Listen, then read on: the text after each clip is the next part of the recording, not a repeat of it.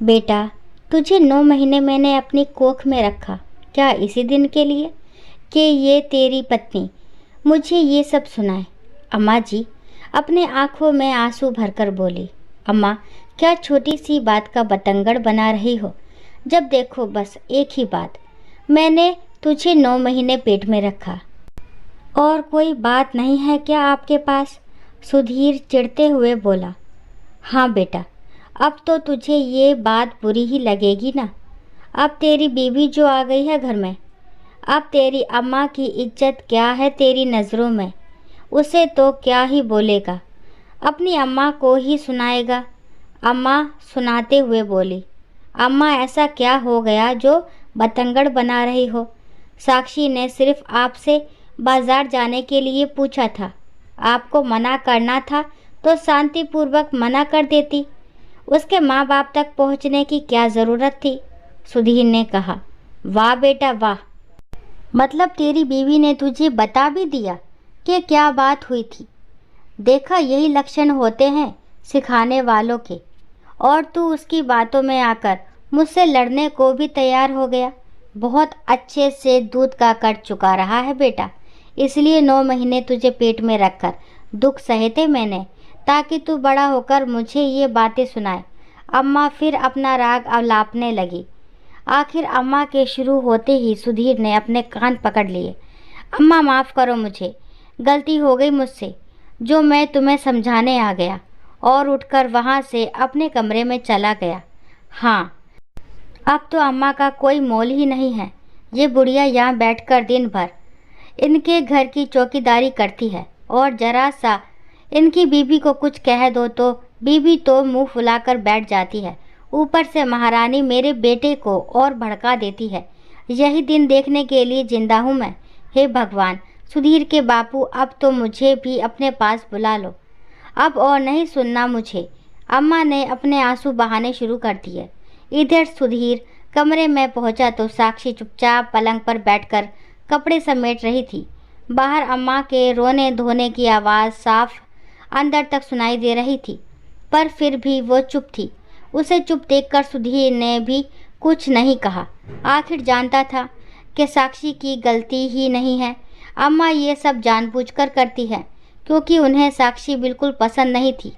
बस फ़ोन निकाला और किसी से बात करने के लिए बाहर आ गया। सुधीर एक सरकारी कर्मचारी था।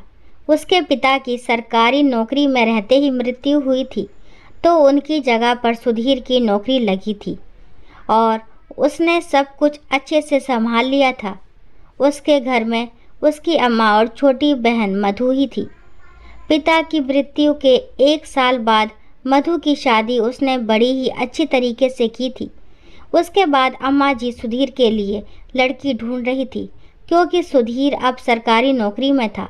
तो अम्मा का सपना था कि उसकी शादी ऐसी लड़की से हो जो खूब सारा दहेज लेकर घर में आए। पर सुधीर साक्षी को पसंद करता था, जो उसके साथ ही कभी कॉलेज में पढ़ती थी।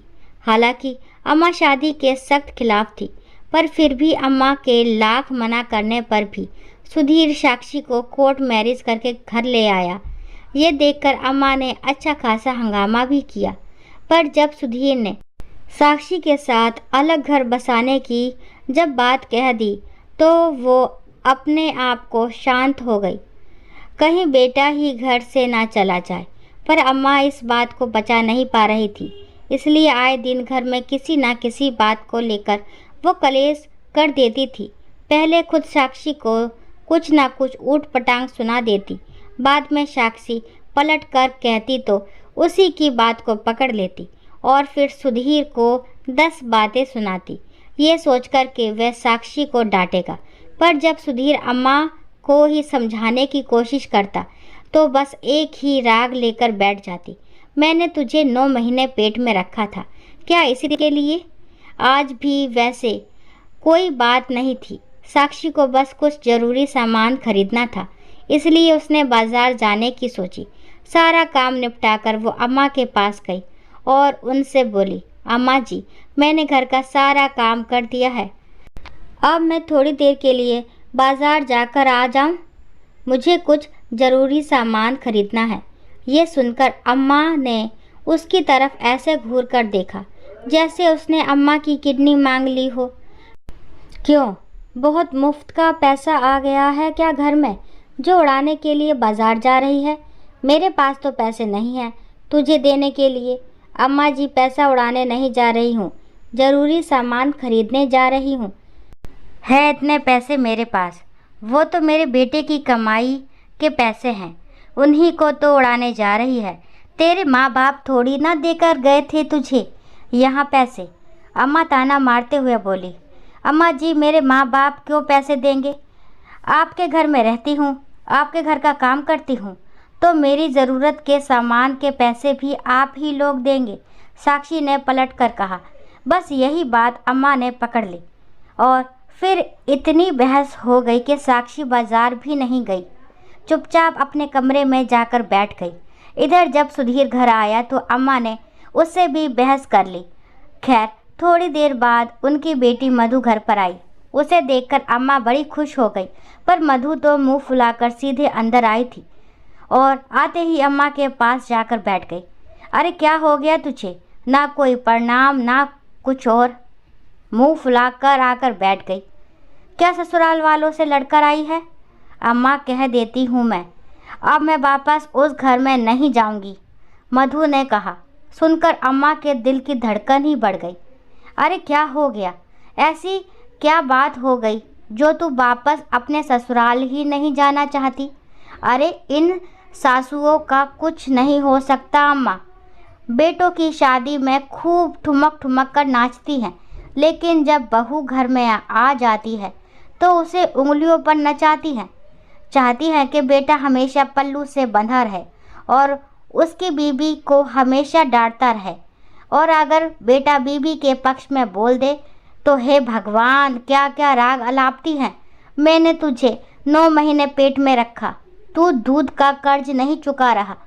अपने घर की शांति की तो ये लोग खुद ही दुश्मन बन जाती हैं। बताओ, ऐसे घर में बहुएं रहेंगी क्या? ऐसे लोगों को तो अकेले रहना चाहिए। ये सब सुनकर तो एक बार अम्मा भी झेप गई। आखिर वो भी तो यही करती हैं। फिर धीरे से बोली, बेटा वो तो सास को ये लगता होगा कि कहीं बहू बेटे लेकर के अलग ना हो जाए, अकेलेपन के डर से वैसा करती होगी। इसका मतलब ये नहीं कि तू ससुराल से यहाँ आ जाए। ये सुनकर मधु ने अम्मा की तरफ देखा और कहा, अच्छा अम्मा, तो तुम भी इसीलिए ये सब करती हो।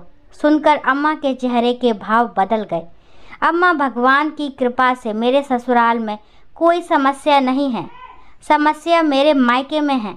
देखो, तुम्हारे मन में दहेज की लालसा थी तो भाई का विश्वास रखो, वो अपनी मेहनत के दम पर कमा लेगा। लेकिन आप जो ये घर की शांति भंग कर रही हो, ये गलत है। अरे ले देकर आप 3 लोग तो हो घर में, उसमें भी आपको शांति रास नहीं आ रही। सोच कर देखो एक बार, अगर भैया भाभी आपसे अलग हो गए तो आप अकेली रह लेंगी क्या? और कैसी हरकतें कर रही हो अम्मा, आप बड़ी हो, आपको सब कुछ संभालना चाहिए। यहाँ हम छोटों को आकर आपको समझाना पड़ रहा है। मेरी सास को तो मैंने कहा ही नहीं, नहीं तो मेरी कितनी जग हंसाई हो जाती। बेटे का फ़र्ज़ याद दिलाती रहती हो, तो आप भी तो अपना फ़र्ज़ याद रखो, थोड़ा तो बड़प्पन दिखाओ।